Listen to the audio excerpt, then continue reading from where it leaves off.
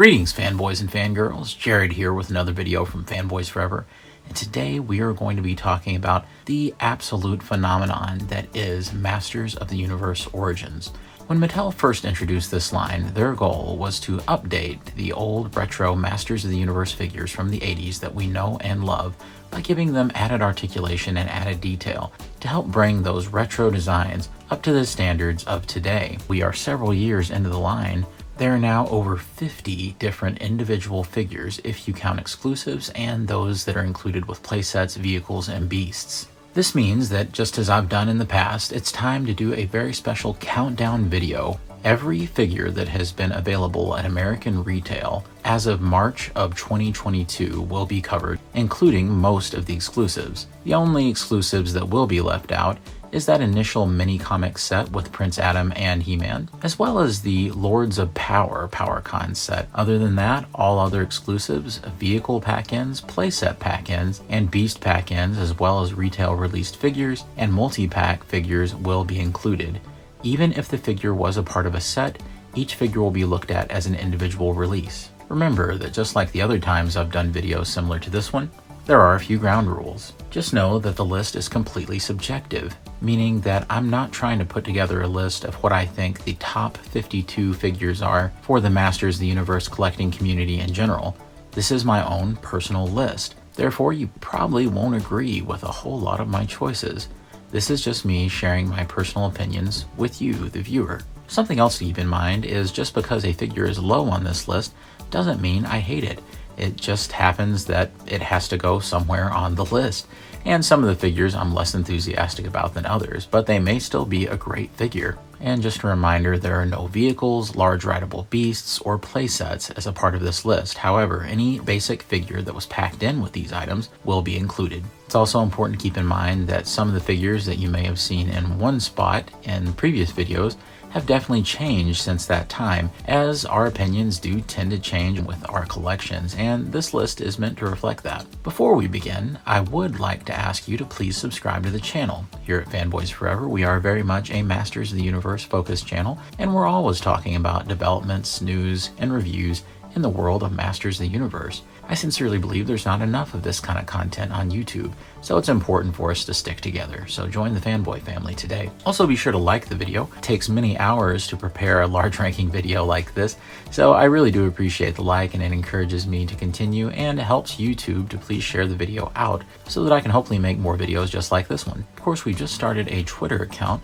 so please be sure to look for us on Twitter at Fanboys Forever, and you will also find our page on Facebook as well. If you have a different idea about what the ranking of the figures should be, I would absolutely love to see your version of this ranking down below in the comments. And just as previous versions of this video have stated, if you are willing to put together your own ranking list video, I will gladly add the link to the description of this very video so that I can share out your list to the rest of our subscribers. With all that out of the way, sit back, relax, make yourself comfortable as I give you my own personal ranking list for all 52 Masters of the Universe Origins figures that I own. Unfortunately, every list like this requires a figure to be at the very bottom of the heap. For viewers of previous versions of this list, my bottom pick won't surprise anyone.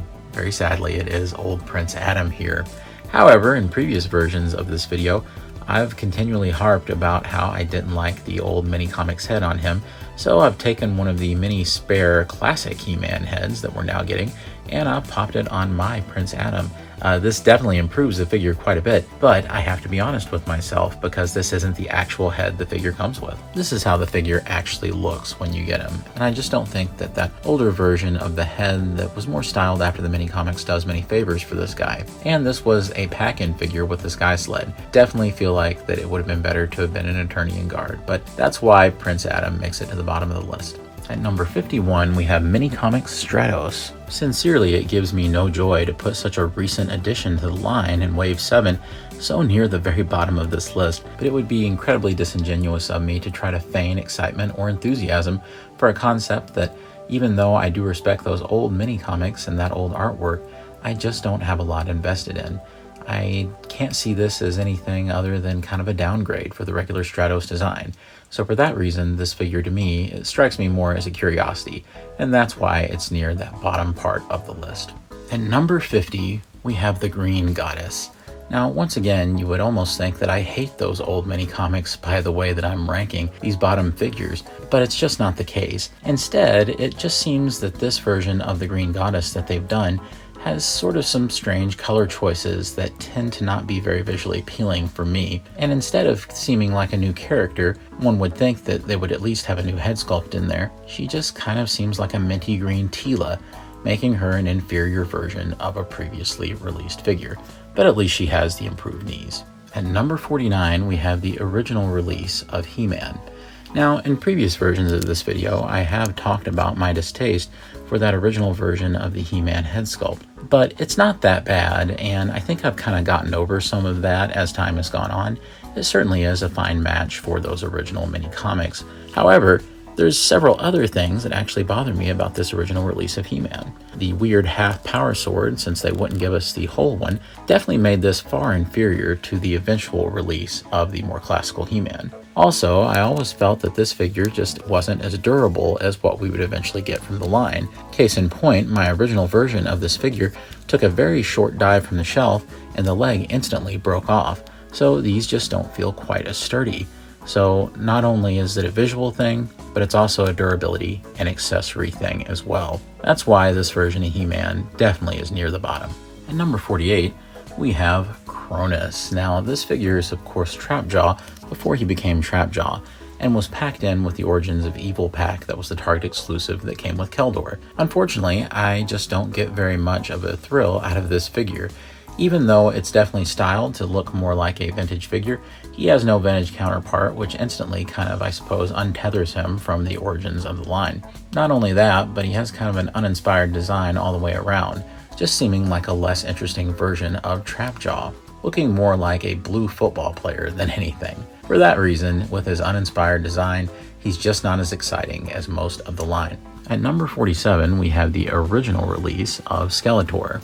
Much like He-Man, there were a lot of improvements that they had yet to make for the line. Again, there was a lot of durability issues, particularly at the knees, making me feel that this was a much more flimsy version of the figures to come, including the same exact issue with the half power sword that just wasn't as visually appealing and was a little bit harder for the figures to hold with the bizarre handle. Not only that, but there was definitely some mixed feelings about their choice of expression. Although I definitely see what they were going for, and it doesn't bother me nearly as much as it used to, particularly because we finally got some other versions of Skeletor's head, so it's much less of a big deal now. Now it just seems like a fun extra expression that you get for your Skeletor, meaning that I still see a lot more value in this version of Skeletor than I did that original version of He-Man. Even though I don't hate him, it's definitely an inferior version of Skeletor. At number 46, it's Deluxe Buzzsaw Hordak. Now, this is a figure that I was surprised that ended up ranking so low. I mean, it's true that it's a very effective figure, and it definitely has a fun action feature where the buzzsaw flies out of the front of the chest, and I think we're all familiar with it by now. But it kind of surprised me when I started thinking about the rankings of just how redundant I consider Buzzsaw Hordak to really be. It seems like no matter what version of the toy line that I buy him in, whether it was classics or this, I just often ask myself if I really need to own this figure. I'll never quite understand why in the original vintage line they really didn't do very much at all to differentiate him from the standard one, and it's always just made me see him as a useless action feature version of that regular Hordak design. So although I'm a huge fan of Hordak, the Buzzsaw version of the character just does very little for me, even though the action feature works fine on this version. At number 45 on my list, we have Shira, Princess of Power. I was originally quite enthused by this figure. It seems that over time, she's becoming less compatible with the rest of the line. The basic design of the figure is, sure, very similar to the other females in the line, but there's something stylistically about her that doesn't quite jive with the rest. Since the release of this figure, there has been a running change where newer versions have had updated eye paint, and has changed the knees from the atrocious original version seen here to the more updated kneecaps we saw earlier. I do feel that if I had my hands on that version, that those upgrades are enough to kind of help the figure out and bring it more in line with the quality of the rest, figures like Tila and such. But until then, it seems that we have a figure with a soft goods cape and kind of a netting all around it that just doesn't really match the rest. And although Shira is still an essential part of the line and something that every collector should have, I still hope to see an even further revision later on down the line. Whenever I have ranked an Origins figure that was based on maybe one of the original retro counterparts, I always draw a lot of ire in the comments. Just know that this isn't necessarily me saying that the original vintage figures aren't very good or something like that. It's just simply my own personal takes on some of the design work that's featured in these updated versions, in which case it's completely subjective, just meaning that maybe I didn't connect with some of those original designs as much as other collectors did, and that's fine. With that being said, my number 44 pick is the original Merman. Now, for me, I've never felt that this was a very good recreation of that original figure, so no, I'm not being critical of the original Merman so much as I am their attempted recreation. Even though I like things like the sword, which looks all crusty and barnacled up, things like the eye mask just seems to be the wrong color, and some of the yellow looks a little more cheap than I would hope it would. I think that this could really have benefited from a nice wash or something, and maybe a little bit of gold or dark orange detailing. That's why the original version of Merman makes it to a lower part of the list. And another example of one of those original figures, it is number 43 with Zodak. This one I can completely blame on my sort of distaste for its original counterpart, and really has nothing to do with this version of the figure failing to bring it to life. For me, I've just always struggled to really get behind the original Zodak design. I've always been much more of a fan of the design of Zodak with a K from the 2000X series, making this one seem just a little more bland to me, meaning that it's purely just about personal taste, resulting in a very well executed figure being a little lower on the list than it probably would be for most Masters fans. Next up at number 42 is the original release of Evil Lyn. Although I really like Evil Lyn and I've always been a fan of the character, this one just kind of seems a little banana or lemon yellow to me. And although I know that that is somewhat accurate to the original figure, I also know that that original was a little more dark, so I think that the color is just a little off here, and she ends up looking almost kind of neon-esque, and it just results in a figure that isn't quite as exciting as I would like it to be, and loses some of the flavor of that original, with the old female knees doing it absolutely no favors as well. And that's why Evil Lyn ends up a little bit lower on the list than she probably would for most folks. At number 41, it is Orko. Although I think they did a fine job for what it is, there's really not much to say about Orko. He has a cool kind of glittery base, which I think works really well and has a nice posing arm on it for his display stand, but he doesn't really come with a wand or any kind of accessories other than that. And my eye paint has always been a little bit off on this guy. Other than that, there's really just not very much you can do with Orko. And although he's a fine recreation of the original, Orko isn't as integral a part of my displays as many of the other figures are, meaning that he's lower on the list. At number 40, it's the pack-in figure for Castle Grayskull, the Temple of Darkness Sorceress. Now, I was surprised at just how far she had fallen down on the list, but there's a good explanation for it. With the release of the new Sorceress, this one just seems to be less vital. Combine that with kind of some paint issues that mine had right around the crest of the head right there. Now that we have the original version of the Sorceress, the Temple of Darkness version just seems very, very specific to that particular mini-comic, meaning that she has definitely fallen much lower on the list. At number 39, we have Clamp Champ. Now, Clamp Champ here is an extremely well-sculpted figure. I especially like his smiling head, and I tend to keep that on there, looking very much like one of my favorite character actors, Phil Morris, and also like the dude who played Captain Panaka in Star Wars Episode 1. I think the design of the figure is great. It's very accurate to the original, and I really like his chest covering here. But the one thing that I will say about him is his action feature doesn't work very well at all. This should be able to clamp on to other figures, and although you can clamp on to other figures, it doesn't necessarily hold them, and if you try to hold them up, this will instantly fall out of his hand because it's barely in there. So because it can't really necessarily do its advertised action feature, no matter how nice the sculpting is on the figure, I can't necessarily place him too high on the list, seeing as how he really can't clamp much of anyone. At number 38 is a newcomer to the list. It's Mini-Comics Triclops. Mini-Comics Triclops here was an exclusive to the Mattel Creations website. And although I think he's a really cool design, when they sculpted an entirely new tunic, for me, a lot of the colors and the design choices just lead to him being an inferior version of the original Triclops. Although they've done a good job making it very accurate, Mine was also victim to quite a bit of paint inconsistency, whether it was paint not lining up on some of the chest emblems, or some of the paint not being thick enough on some of the green, or many spots of just general slop altogether. It seems like there was just all sorts of small problems with this guy. So for me, it was the death by 1,000 cuts, leading to him being much lower on the list than I originally anticipated. In a true testament to just what a difference a paint scheme can make, at number 37, it's the 2000X Evil Lyn. And I have to say, I think this fixes quite a few of the problems with that original release. Although her facial expression still looks like she's smelling something kind of rotten, which is fine because I think that's appropriate for Evil Lyn, the color scheme fixes so many of the issues that I had.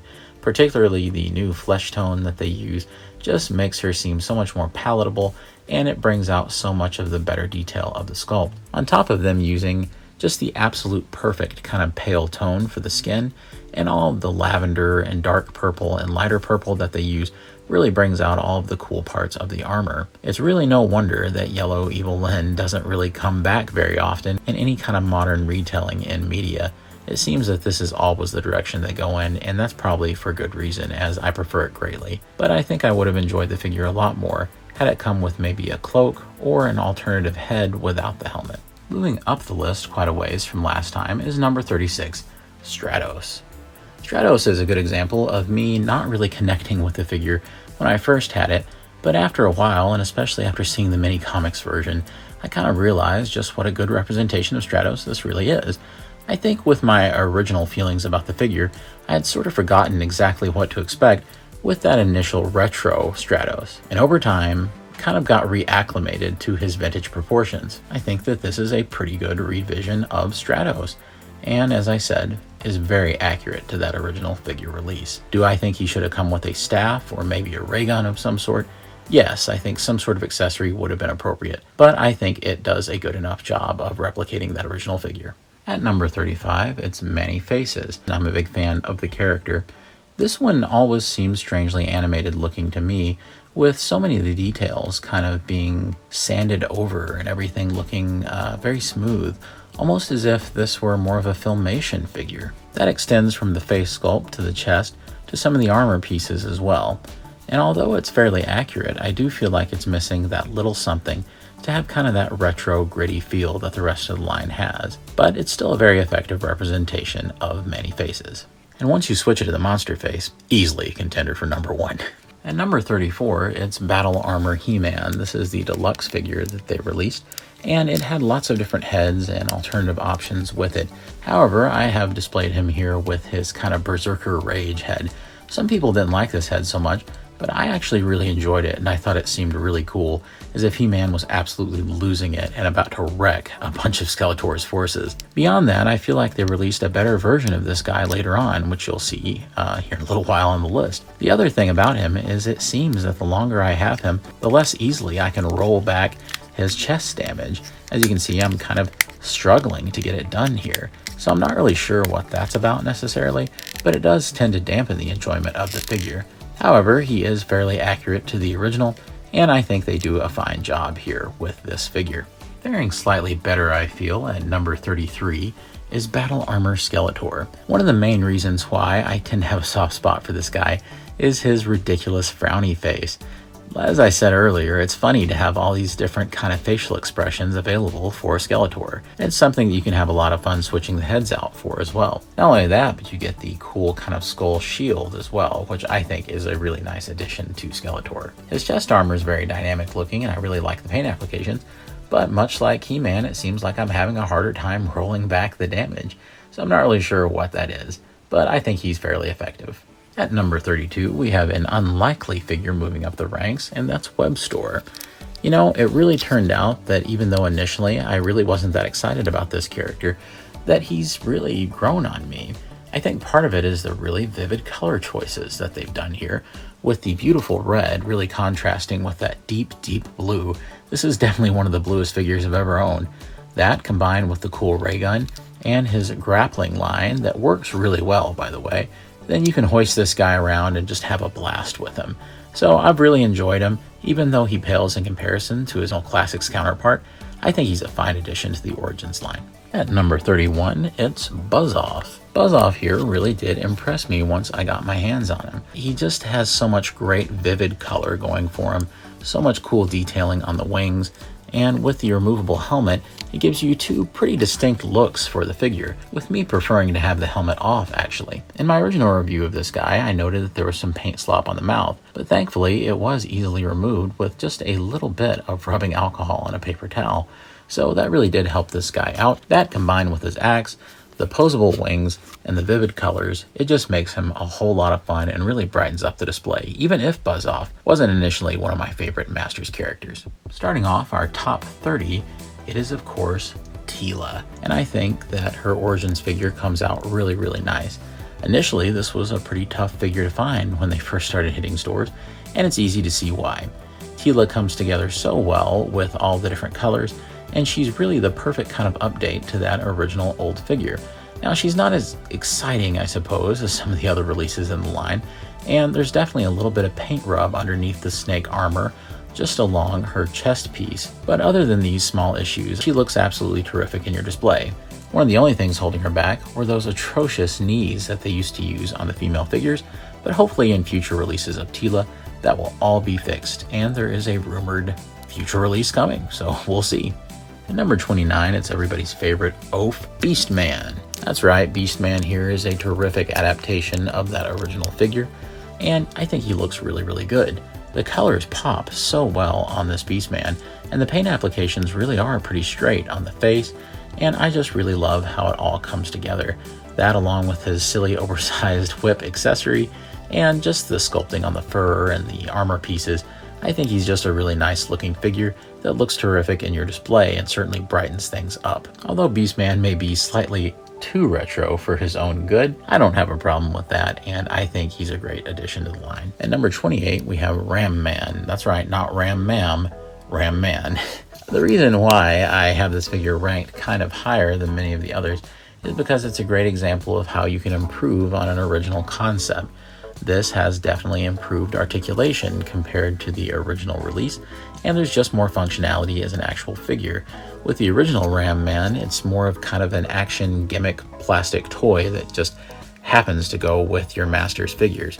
But this one has full arm articulation, even though they like to pop out a little too easily for my taste, which kind of limits him. He also has some leg articulation at the knees here, with these hinges allowing you to at least bend at the knees. So there's definitely a few improvements that make this the best version of the old vintage Ram Man figure, even including an alternate head sculpt with a little more armor. So I definitely enjoy this guy. At number 27, we have Fisto. Now Fisto here is just a great update of that original vintage figure, with the giant silver fist, the big purple sword, and his chest armor. I think he looks terrific. In particular, I'm very impressed by their ability to kind of replicate that original vintage head sculpt. The beard and the crazy eyes and everything, I think it all looks very accurate. Fisto is just a fun looking character, and I've always felt that the colors really popped on the guy, so for that reason, he's a lot higher on the list. Next up, we have one of my personal favorites, Jitsu. I think that Jitsu is just a great new addition to the line, with his vac metallized karate chop hand and his crazy looking retro head sculpt and all of that really vividly colored armor. The only thing I can say is I definitely wish that he had more weapon storage, and I wish the eyes were a little more evenly painted. But other than that, Jitsu's a really fun addition to the line. Starting off the top 25 figures, it's retro re-release Skeletor. Now this was kind of their We're Sorry re-release of Skeletor, with much more improved joint tolerances that match the kind of modern era of the line, and also with a new head sculpt, and this is the same one that we saw packed in with the battle armor Skeletor. This head sculpt seeks to pretty well recreate that original and does a much better job of the kind of agaped mouth first release. That, combined with all the nice sculpting, and you even get a solid version of the power sword, they tend to fix all of the issues that I had with that original, meaning that this guy ranks so much higher on the list than his original release brethren. At number 24, we have the original release of Faker. Now this is a really fun release, and I really like the colors on this guy. He does come with a solid orange power sword, which is nice, as well as his harness and things. and he seems to be very accurate to that original release of the figure. The one thing I lament is the hair is just a little too red in my opinion, but he still includes cool things, and you can see it like that, well, like the computer decal under the armor. So I just think this is a really effective release of that original, even though it doesn't really do anything else to distinguish itself from it. At number 23, we have Revision He-Man here with his updated head sculpt. Now, just like Skeletor's re-release, he has much better joint tolerances, and they've fixed a few different issues. Just like with Skeletor, we now get a solid power sword, and overall, many of the things about the figure are improved. The one thing to look out for is some of these that I'd gotten in definitely had some very poor alignment on the eye paint, which is just something to kind of be aware of. Other than that, this is a great release of the original He-Man and does an even better job than Skeletor in terms of replicating the original's head sculpt, so I think he looks terrific. At number 22, we have Stinkore.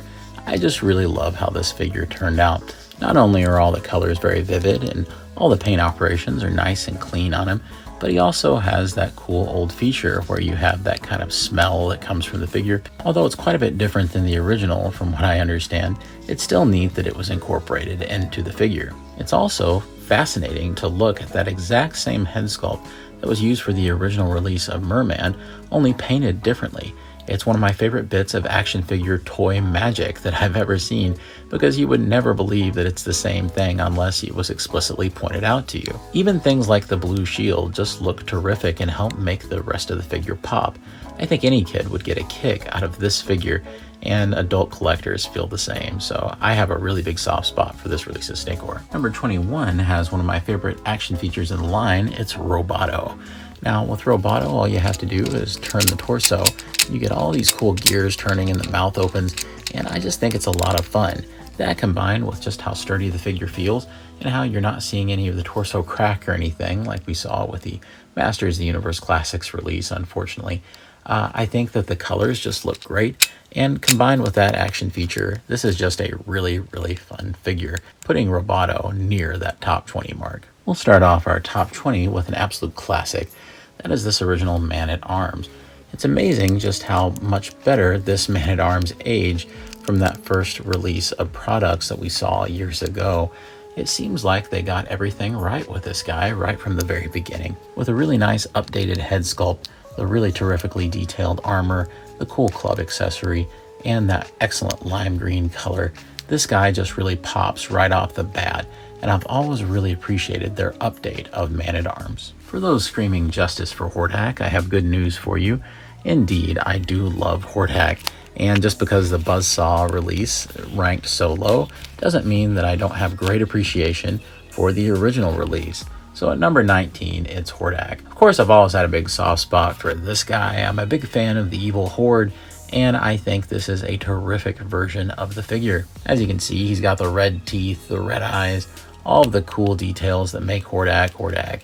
Comes with all sorts of great accessories like his bow and things, and I just love how the red and the gray and the black all contrast and come together. He just creates quite an imposing presence and is a terrific update of that original figure. A newcomer to the list is at number 18, our Eternian Palace Guard. This guy was a very interesting release because many folks reported finding him at Big Lots, making him the perfect army builder for the holidays. I really love what they did with this guy, and I think that it's awesome that you get all of these extra armor bits that weren't included with the original Man-at-Arms release.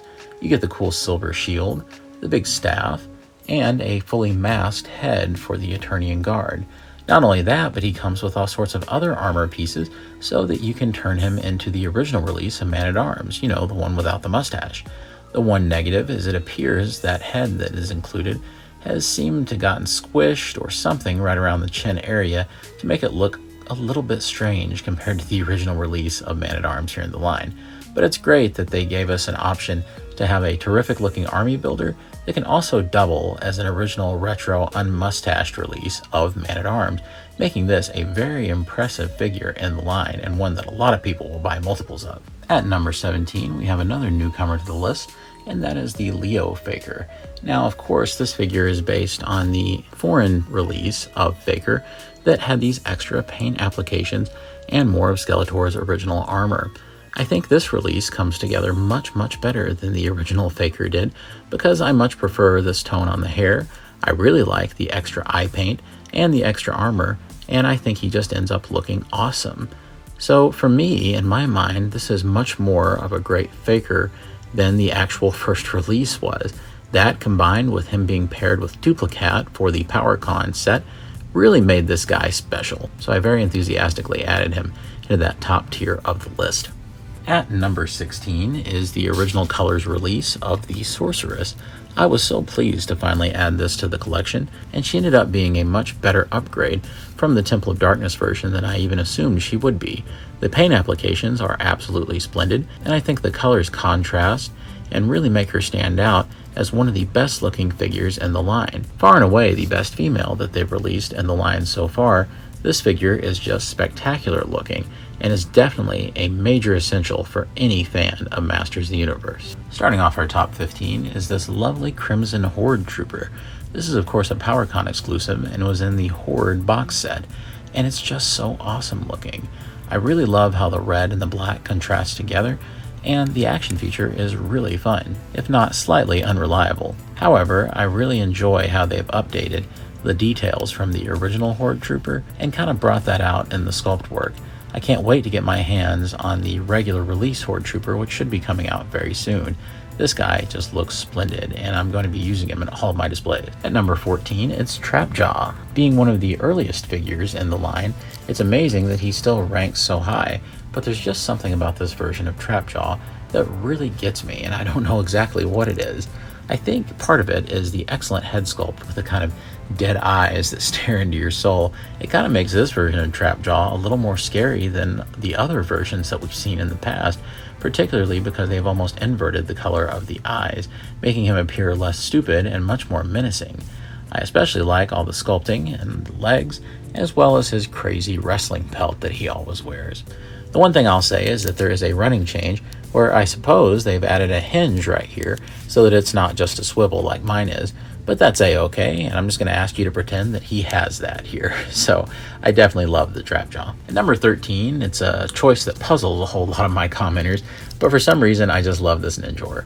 I'm not exactly sure what it is. I suppose my love of ninjas in general kind of helps me out on that, but I just really like how this guy turned out. Whether it's the absolutely goofy kind of decal on the chest there, or just the way that he kind of looks like a plussed up dollar store ninja, but you know, done in high quality sculpting with lots of accessories and articulation. There's just something about him that works for me, and I think he's one of the coolest looking figures in the line. So consider this my bizarre pet choice from the list. And number 12 is the Filmation Hordak from that Powercon box set. And I just really love this version of Hordak far more than any of the others that they've released so far in the line. Those colors are just absolutely splendid and make him a much more vivid looking figure. At the same time, I do realize that they've left out some details that kind of give the Filmation Hordak some of its visual identity, but I think that the color scheme and the way that they've executed the rest of the figure more than makes up for that. I especially like his kind of claw thing on his hand here, and I think he just looks great. So if you can have one version of Hordak, I would definitely spring for this one. Number 11 is the re-release of Merman. Of course, I love this version of Merman because he looks like the artwork from the original Mark Taylor design, and I think he's far superior to the original release figure. Not only do they have that nice kind of orangey yellow on the armor and on the face shield, but he still includes the cool looking sword that I like so much from the original release. And with the revised chest armor, everything just looks nicer, and the head sculpt is far superior, giving him much more of his own identity. For me, this figure is the gift that just keeps on giving, and he's consistently in the top part of my lists. Starting off our top 10, it's Triclops. Now, this figure is truly, in my opinion, the best version of Triclops that we've gotten so far in action figure form. As I've said before, it seems like other versions of Triclops from classics just kept missing the mark for some kind of funny production reason, or there was something about the design that didn't quite gel with me. But this one, on the other hand, really does everything I need it to do. They get the greens just right, they get the sculpt just right, and it's really no wonder, because I love this figure so much, that I ranked the mini comics version so low. I feel like they already did such a splendid job releasing Triclops that it's really hard for me to see another version take its place anytime soon. That's why he is the beginning of the top 10. At number 9, it is the Target exclusive Battlefield Warriors Battle Armor He-Man. Talk about a plussed up version of a deluxe figure. This guy is so much better than the standard version of the Battle Armor He-Man. Not only did he include this cool new revisionist head sculpt of the standard retro He-Man kind of yelling, but he also has all of this gnarly battle damage, as well as this excellent chrome plating and back metallization all around the chest armor. Not only that, but his action feature actually works a lot better than that original release, and he just includes so many cool accessories, not to mention he was packed in with an exclusive version of Battle Cat with a bunch of extra heads for He-Man himself. So for all those reasons, this is one of the best He-Man figures that you can buy right now. At number 8, I'm going with Grizzlor from the Powercon Horde box set. Now, so far, this is the only version of Grizzlor that you can buy from the Origins line, and I think he is so cool looking. Now, this is kind of a darker version of Grizzlor, and I think it looks really nice this way. I'll be curious to see how they release the original and exactly how different it is from this one. But I think this one does such a great job of kind of getting the flavor of that original Grizzlor, in particular because there's that soft goods fur all around the figure, and it's just kind of wild the way he looks with his hair kind of going everywhere. You can definitely style it, I guess is the right term, and get it to look lots of different ways. But he just has that retro flavor to him, and he's definitely very eye-catching and one of my favorite members of the Horde. At number 7, we have another new addition to the list. It's Lords of Power Beastman here. With the unfortunate passing of Mark Taylor, the father of Masters of the Universe, I'm glad that a figure that is based strictly on one of his original designs has made it so high up on this list. I really love this version of Beastman, and not just because it was designed by the late great Mark Taylor. He is just so eye-catching and interesting looking, with the giant bestial head, the huge gold armor, and all the blue medallions and things. I just think this guy is awesome looking. I wouldn't mind it at all if Beastman ever shown up like this in some sort of version of the mythos moving forward. It's just one of those cool pieces of design work and something that we had never gotten in toy form before. At number 6, we have my original number 1 choice from the first version of this list, Scareglow. He's an old favorite of mine, and I absolutely love this guy. He's still one of the very best figures that you can get in this line, and still very much sought after. Whether we're talking about the very impressive rubber cape that looks exactly like cloth, he just looks so close to his retro counterpart while still being updated in all the right ways. I absolutely still love this Scareglow. And at number 5, we have this brand new Stealth Horde Trooper figure. I absolutely love the black and red color scheme, almost reminding me a little bit of the Batman Beyond costume. This guy is just terrific in every way you can imagine, whether it's all of the cool details or all the updated articulation, even the neat action feature. Everything is so cool about this guy that he's definitely my go-to when it comes to Horde Troopers until we have the regular release. He works so much better for me than the Crimson version does, and he's definitely a terrific addition to this line. It's just a shame that it will be near impossible to army build this guy since he was a part of the Powercon Horde box set. At number 4, we have Mosquitor. Now, Mosquitor here is by far one of the most impressive deluxe releases that we've seen in the line so far. Not only is all of his updated sculpting really nice, but also his action feature is just terrific.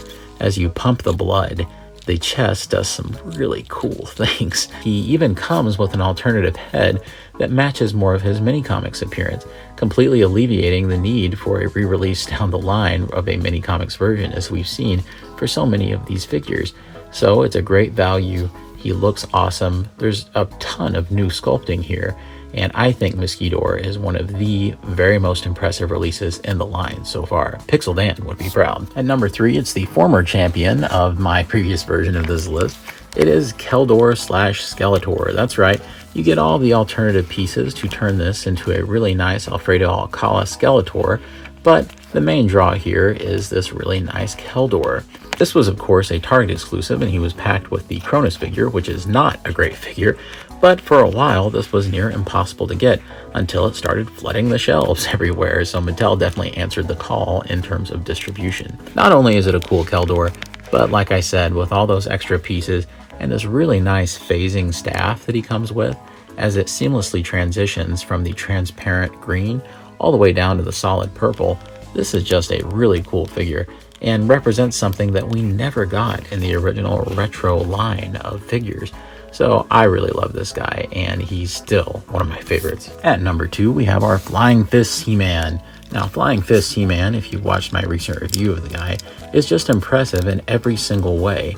Not only is the action feature completely awesome and works without a hitch, but the actual look of the figure is just spectacular. With all of that cool back metallization and all of the head sculpt options, this guy is definitely the most impressive He-Man release that we've seen in the line so far. I think that as a showpiece for this series, you really can't get too much better than this He-Man, and he's one of the most impressive looking figures that I think is on the shelf right now. Talk about a celebration of an original He-Man release. This guy ticks all the boxes, and I have been absolutely thrilled with him ever since I got him. So make sure that you grab this guy if you're a huge He-Man fan like I am. And as our new champion in the number 1 slot, it is the Explorer Spacesuit figure.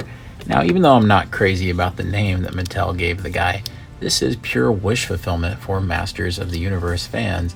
For years, we've been pining for Mattel to do a figural representation of the mysterious spacesuit or knight's armor that's in the background of the throne room of Castle Grayskull.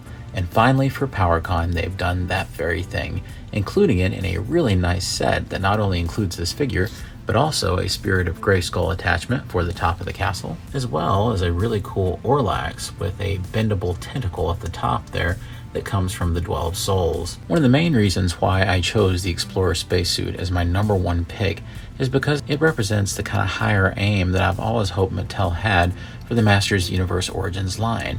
Sure, it would be easy for them to just go through and update every single figure that's already been made, whether it was done in the Retro series, the Classics line, or the 2000X line even, or New Adventures.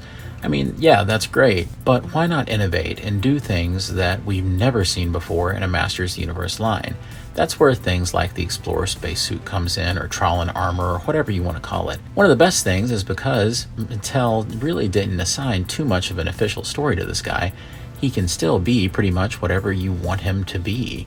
That, combined with all of the cool colors, all of the awesome articulation, even things like small paint imperfections, really can't hold this guy back from being perhaps the coolest, most original thing in the entire line so far. I'm hoping that the Explorer Spacesuit is a good kind of kickoff or good indication of things that we'll see for the future of the line moving forward. I'm really happy that this line has finally given us a release of a character that is so steep in Masters of the Universe mythology and definitely pays off one of those cool mysteries that we have always had with the line itself. Well, friends, if you've made it to this point in the video, I want to humbly thank you for sticking it out through the entire thing. I know that going through 52 figures is kind of an arduous sort of thing to listen to, but I certainly hope that you've enjoyed much of it and that you've definitely gotten a surprise or two to see how my listings have changed. Or if this is your first time here on the channel watching one of these rankings videos, perhaps it enlightened you about 1 or 2 figures and maybe gave you a better idea of what figures you should pick up next. Now, as I said earlier, I'm completely aware that my taste in some of these figures may be dramatically different than yours, and that is a-okay. So if you want to let me know down below what you would have done differently with the list, that is fine. And like I said, I would absolutely love it if you would actually do your own ranking video. And if you do, be sure to leave me a comment with the link down below and I'll add it to my video description, because we definitely want to keep a sense of community and a sense of fun about these lists. I definitely didn't mean to hurt anyone with ranking anything too low or anything like that, but I'm always happy to hear what you have to say about these lists, so be sure to let me know down below. And if you've enjoyed the video at all today, or you've at least found parts of it entertaining, I do humbly ask that you would please give the video a like, as it really does help the algorithm share the video out all through YouTube to other people who may be interested in it. Share it in your Masters of the Universe fan groups, or with your friends who are also into Masters. And please don't forget to subscribe. We have all sorts of new Masters of the Universe content coming all the time. There's never been a better time to subscribe to the Fanboys Forever YouTube channel. Of course, be sure to find us on Twitter, as we just started a Twitter account a little while back, and we're looking to grow that as well. And as always, God bless you and yours, and I'll see you on Fanboys Forever. Fanboy out. Good journey.